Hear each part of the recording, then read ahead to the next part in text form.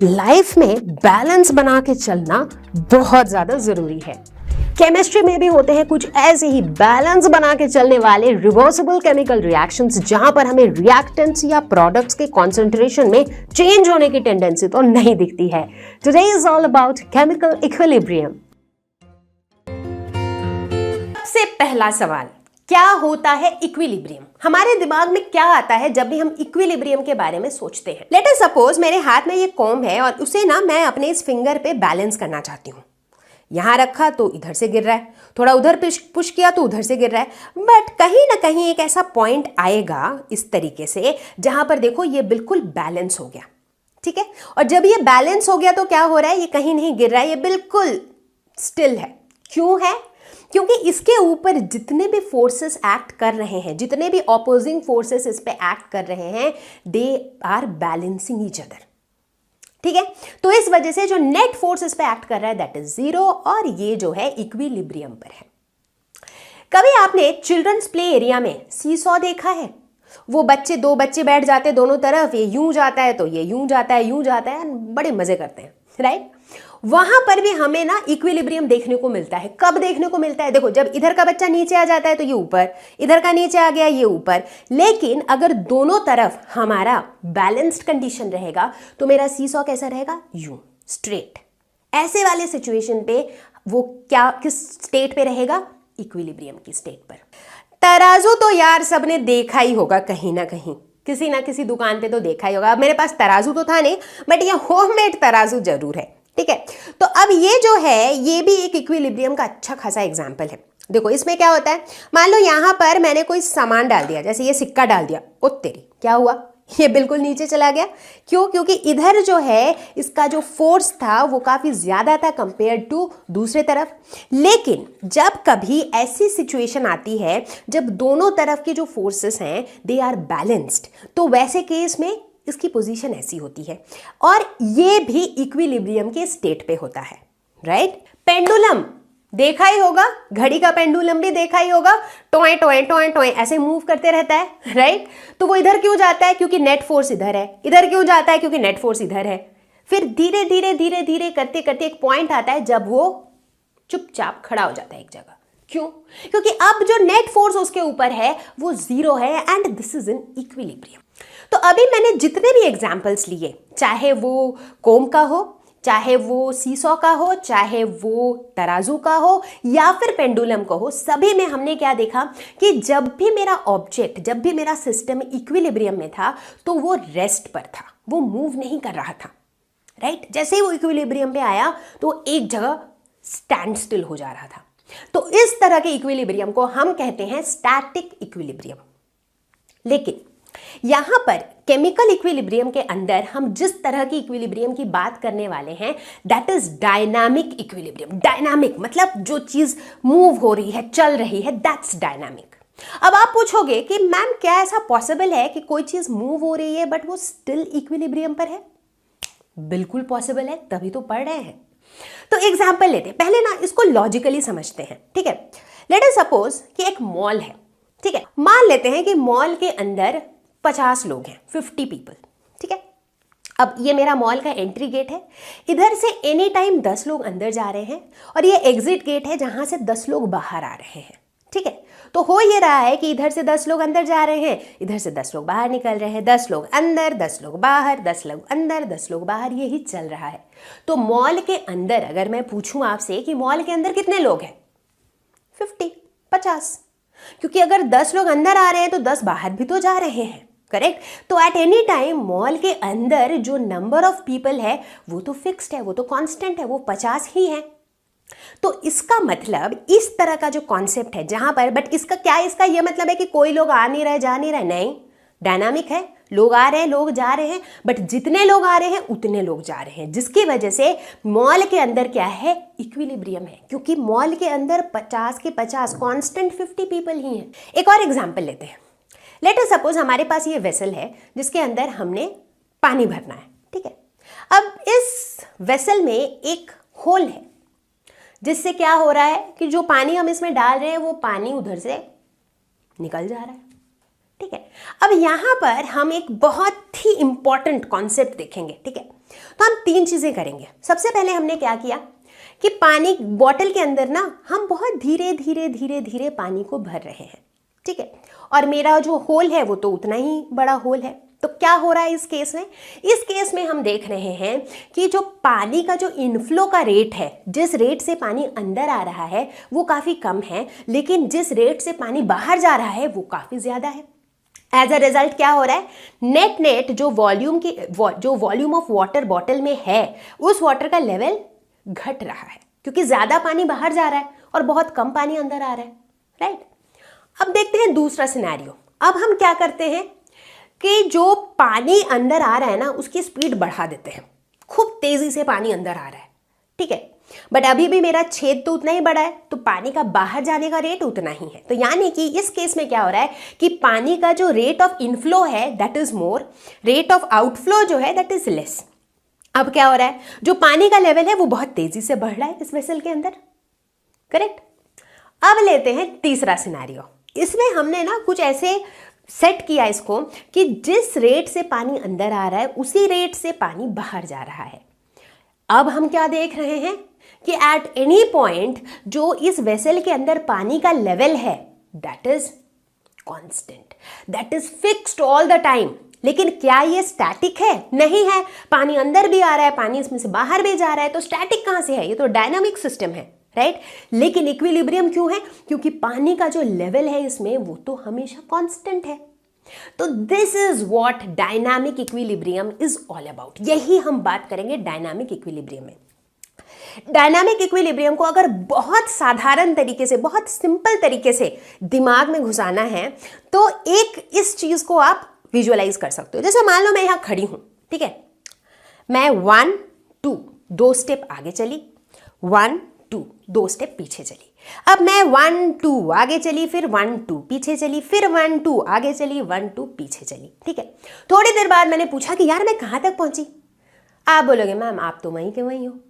Obvious सी बात है, अगर मैं 2 कदम आगे जा रही हूं तो मैं 2 कदम पीछे भी तो आ रही हूं, जिसकी वजह से मैं वापस उसी जगह पर आ जा रही हूं, राइट। तो बेसिकली बोलने का मतलब है कि जब हमारा रेट ऑफ आगे जाने का, यानी कि रेट ऑफ फॉरवर्ड रिएक्शन और रेट ऑफ बैकवर्ड रिएक्शन, जब दोनों ये सेम हो जाएगा तो क्या होगा? नेट नेट हमें कुछ होता हुआ दिखेगा नहीं, एंड दैट इज इक्विलिब्रियम, ठीक है। तो ये है डायनामिक इक्विलिब्रियम का कॉन्सेप्ट। बहुत बड़ा सवाल कि डायनामिक इक्विलिब्रियम पढ़ना जरूरी क्यों है, मतलब कहां पर ये प्रैक्टिकली काम आता है? वेल, ये हमारे अंदर भी काम आता है, राइट। तो हमारे बॉडी के अंदर हम सभी को पता है जैसे बहुत सारी चीजें होती है, ऑक्सीजन, कार्बन डाइऑक्साइड, वाटर, और ये सारी चीजें एक फिक्स्ड कॉन्सेंट्रेशन में होती है। अगर बॉडी के अंदर पानी बहुत ज्यादा हो जाए या पानी बहुत कम हो जाए तो हमको डिहाइड्रेशन हो जाएगी, राइट, दिक्कतें आएंगी। तो इसीलिए how all these things are balanced inside our body, dynamic equilibrium plays a role. Industries की तरफ अगर हम देखें तो वहां पर बहुत सारी ऐसी चीजें जो प्रोड्यूस होती है जो हमें डे टू डे लाइफ में काम आती है, जैसे एमोनिया, लाइम, मिथेनॉल एक्सेट्रा। इन सब के प्रोडक्शन का जो प्रोसेस होता है उसमें dynamic equilibrium plays a critical role. तो ऑब्वियस सी बात है, पढ़ना तो जरूरी है। तो डायनामिक इक्विलिब्रियम को हम 2 टाइप्स में कैटेगराइज कर सकते हैं, फिजिकल इक्विलिब्रियम, केमिकल इक्विलिब्रियम। तो अगर हम डायनामिक फिजिकल इक्विलिब्रियम की बात करें तो ये ऐसा इक्विलिब्रियम होता है जहां पर जो सब्सटेंस है उसके केमिकल प्रॉपर्टीज में कोई चेंज नहीं होता है, ठीक है। मतलब जो भी चीज केमिकली उसका जो भी कॉम्पोजिशन है वो वही रहता है। तो इसके अंदर किस तरह के एग्जाम्पल्स आएंगे? जैसे मान लो इस तरह के इक्विलिब्रियम जहां पर फेज ट्रांसफॉर्मेशन हो रहा है, सॉलिड से लिक्विड, लिक्विड से गैस, सॉलिड से गैस, इस तरह के जो ट्रांसफॉर्मेशन है उसमें क्या होता है, उसमें केमिकल कॉम्पोजिशन में कोई चेंज नहीं आता है। जैसे आइस से जब वाटर बनता है तो आइस और वाटर दोनों क्या है? H2O है, तो उनके केमिकल प्रॉपर्टीज में कोई चेंज नहीं होता है। तो इस तरह के इक्विलिब्रियम को हम फिजिकल इक्विलिब्रियम के अंदर डालते हैं। तो फिजिकल इक्विलिब्रियम के अंदर हम 2 टाइप की चीजें डिस्कस करेंगे, एक तो फेज ट्रांसफॉर्मेशन और दूसरा डिसोल्यूशन ऑफ सॉलिड और गैस इन लिक्विड, यानी कि लिक्विड के अंदर सॉलिड को मिलाया या गैस को मिलाया, इस तरह के डिसोल्यूशन की बातें करेंगे। तो अब हम डिस्कस करेंगे सॉलिड लिक्विड इक्विलिब्रियम। मान लो कि मैंने एक थर्मस फ्लास्क टाइप का एक बॉक्स लिया, उसके अंदर मैंने एक गिवन मास ऑफ आइस और वाटर डाल दिया, बर्फ और पानी दोनों को डाल दिया और उसका सेटअप कुछ यूं किया कि उसके अंदर हमने 0 डिग्री सेल्सियस ये टेम्परेचर मेंटेन किया। ठीक है, अब 0 डिग्री सेल्सियस में क्या होता है? 0 डिग्री सेल्सियस जो है ये आइस का मेल्टिंग पॉइंट होता है। इस टेम्परेचर में आइस जो है वाटर में कन्वर्ट होता है। 0 डिग्री सेल्सियस और क्या होता है? ये वाटर का फ्रीजिंग पॉइंट होता है। इस टेम्परेचर में वाटर जो है आइस में कन्वर्ट होता है। ठीक है, अब थोड़ी देर के बाद जब हम उस डब्बे को खोलते हैं तो हम देखते हैं कि उसके अंदर आइस और वाटर का मास उतना ही है जितना हमने डाला था। ऐसे कैसे है? जब 0 डिग्री सेल्सियस पे मेंटेन किया था टेम्परेचर तो वाटर को तो आइस में कन्वर्ट होना था, आइस को तो वाटर में कन्वर्ट होना था, बट कुछ हुआ क्यों नहीं? क्योंकि ये दोनों ही प्रोसेस हुए थे। तो एक तरफ आइस जो है वो वाटर में कन्वर्ट हो रहा था, दूसरी तरफ वाटर आइस में कन्वर्ट हो रहा था। ठीक उसी तरह जैसे 2 कदम मैं आगे ले रही थी, फिर 2 कदम मैं पीछे ले रही थी, जिसकी वजह से मैं कहीं जाती हुई नहीं दिख रही थी। ठीक उसी तरीके से एक तरफ आइस से वाटर बन रहा था, वाटर से वापस आइस बन रहा था, तो नेट नेट मुझे उतना ही आइस और उतना ही वाटर दिख रहा था। And that is solid liquid equilibrium. तो सॉलिड लिक्विड इक्विलिब्रियम हमको तब देखने को मिलता है जब rate of melting is equal to rate of freezing. मतलब जिस रेट से बर्फ जो है मेल्ट कर रही है उसी रेट से वाटर को फ्रीज भी होना है। ठीक इसी तरह अब हम डिस्कस करते हैं लिक्विड वेपर इक्विलिब्रियम। मतलब वाटर और वाटर वेपर। ठीक है, वहां पर हमें इक्विलिब्रियम देखने को कब मिलता है? जब rate of evaporation is equal to rate of condensation, यानी कि जिस रेट से पानी वाटर वेपर में चेंज हो रहा है उसी रेट से वाटर वेपर को भी पानी में चेंज होना है। तो तब हमें देखने को मिलता है लिक्विड वेपर इक्विलिब्रियम। अब तीसरा है सॉलिड वेपर इक्विलिब्रियम। जैसा कि हमें पता है कि बहुत सारी ऐसी चीजें होती है जो डायरेक्टली सॉलिड स्टेट से वेपर स्टेट में चली जाती है, बीच वाले लिक्विड स्टेट में कभी जाती ही नहीं है। जैसे कि कैम्फर, कर्पूर जो हम घर पे यूज करते हैं, पूजा वगैरह के कामों में तो काफी यूज होता है, वो कभी लिक्विड स्टेट में नहीं जाता है, वो तो सॉलिड रहता है और नहीं तो वेपर, राइट। तो इस प्रोसेस को हम कहते हैं सब्लिमेशन, है ना।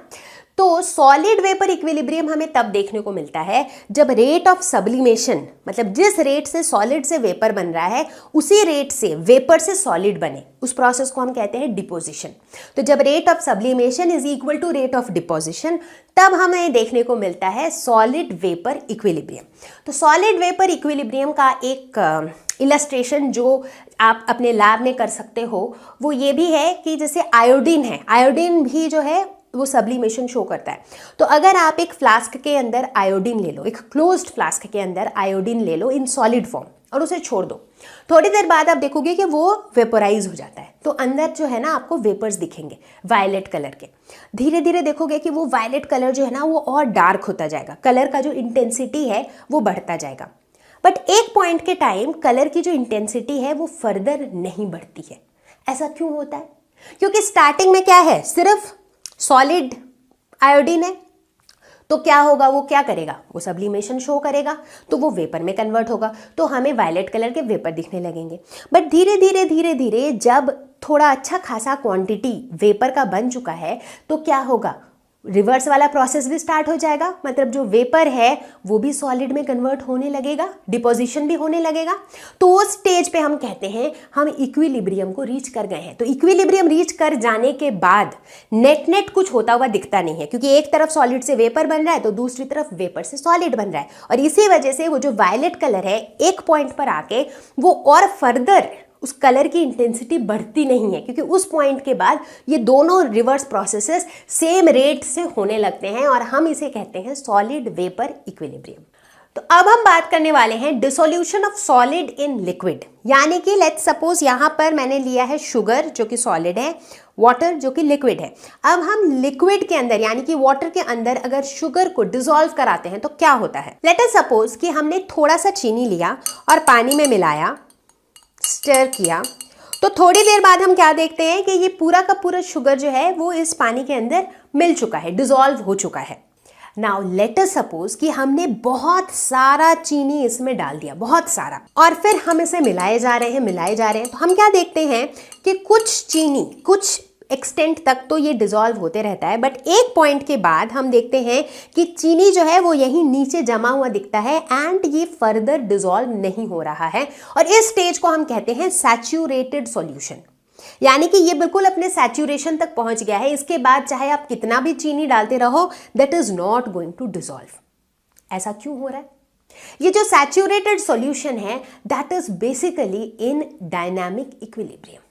तो इसके अंदर हो ये रहा है कि एक तरफ जो शुगर है, जो सॉलिड शुगर है, वो इसके अंदर डिसॉल्व हो रहा है, तो उसका जो रेट ऑफ डिसोल्यूशन है that is equal to the rate of crystallisation. मतलब जो सॉल्यूशन के अंदर जो डिसॉल्व फॉर्म में शुगर है वो उसमें से बाहर आ रहे हैं। तो दोनों ऑपोजिंग प्रोसेसेस साइमल्टेनियसली हो रहे हैं और सेम रेट से हो रहे हैं। एक तरफ चीनी जो है वो पानी में डिसॉल्व हो रहा है, दूसरी तरफ पानी में डिसॉल्व हुआ चीनी जो है वो उसमें से बाहर आ रहा है। चूंकि दोनों सेम रेट से हो रहा है, इस वजह से हमें यहां पर कोई चेंज दिख नहीं रहा है, and that is exactly is dynamic equilibrium. अब हम बात करने वाले हैं dissolution of gas in liquid.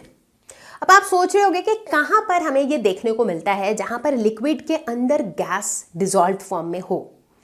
Well, या आप देख सकते हो सोडा वाटर बॉटल के अंदर या फिर कोई भी कोल्ड ड्रिंक के बॉटल के अंदर।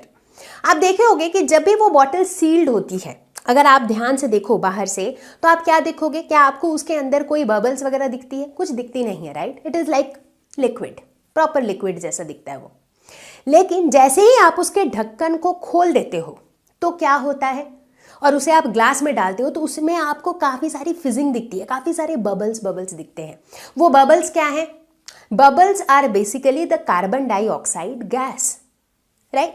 तो ऐसा क्यों होता है? ऐसा क्यों होता है कि जब वो बॉटल के अंदर, सील्ड बॉटल के अंदर पैक्ड था, तब तो हमें वो बबल्स दिखे नहीं, बट जैसे ही हमने उसका ढक्कन खोला तो हमें वो बबल्स दिखने लगे। Now this is due to the difference in pressure. जब वो बंद था तो वो बिल्कुल हाई